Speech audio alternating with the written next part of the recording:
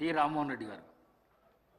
ఎవరైతే ఇన్ సర్వీస్లో ఉన్నటువంటి ఉపాధ్యాయులకు కూడా టెట్ పరీక్షకు కంపల్సరిగా వాళ్ళు రాయాలని చెప్పి ఎన్సీఆర్టీ కేంద్ర ప్రభుత్వ సంస్థ కొన్ని మార్గదర్శకాలు జారీ చేసింది అధ్యక్ష.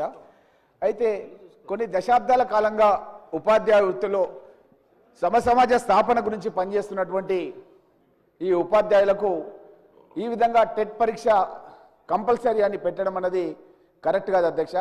నేను మీ ద్వారా మన సభ ద్వారా తెలంగాణ శాసనసభ ద్వారా మనమంతా కూడా కేంద్రానికి ఒక లెటర్ రాసి ఎవరైతే ఉపాధ్యాయులుగా కొనసాగుతున్నారో వాళ్ళు ఇన్ సర్వీస్లో ఉన్నారో ఆ ఇన్ సర్వీస్లో ఉన్న ఉపాధ్యాయులకు టెట్ మినహాయింపు ఇవ్వాలని చెప్పి కోరుతూ అధ్యక్ష. ముఖ్యంగా ఏంటంటే ఒక సబ్జెక్ట్ టీచర్కి ఆ సబ్జెక్ట్తో సంబంధం లేకుండా వేరే సబ్జెక్ట్లో కూడా టెట్కు సంబంధించినటువంటి ఏదైతే ఎంట్రన్స్ పెడుతున్నారో ఎగ్జామ్ పెడుతున్నారో దాంట్లో వాళ్ళు ఆ యొక్క సిలబస్ని పొందుపరుస్తున్నారు అధ్యక్ష. ముఖ్యంగా మ్యాథ్స్ ఉపాధ్యాయుడు ఫిజికల్ సైన్స్ కూడా ఎగ్జామ్ రాయాలి.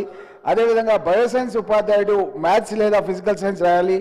ఫిజికల్ సైన్స్ ఉపాధ్యాయుడు మ్యాథ్స్ లేదా ఈ విధంగా ఉండడం మూలంగా ముఖ్యంగా అధ్యక్ష ఎస్సీ ఎస్టీ బీసీ మైనార్టీ ఇట్లా చాలామంది ఉపాధ్యాయులు వెనకటికి ఎప్పుడో దశాబ్దాల కింద వాళ్ళు సెలెక్ట్ అయ్యి జాబ్స్ చేస్తుంటే వాళ్ళు ఇది రాయకుంటే కనుక ఉద్యోగం నుంచే తీసేస్తామన్న విధంగా ఆదేశాలు ఇచ్చారు అధ్యక్ష. కాబట్టి మనం వెంటనే మన శాసనసభ ద్వారా మన ప్రభుత్వం ద్వారా మనం ఒక నిర్ణయం తీసుకొని మన రాష్ట్రంలోనన్నా మినహాయింపు మన ప్రభుత్వం ద్వారానన్నా ఇవ్వాలి, లేదంటే కేంద్రానికి లెటర్ రాసి కేంద్రమైన మినహాయింపు ఇచ్చే విధంగా కృషి చేయాలని చెప్పి మీ ద్వారా కోరుతున్నారు అధ్యక్ష.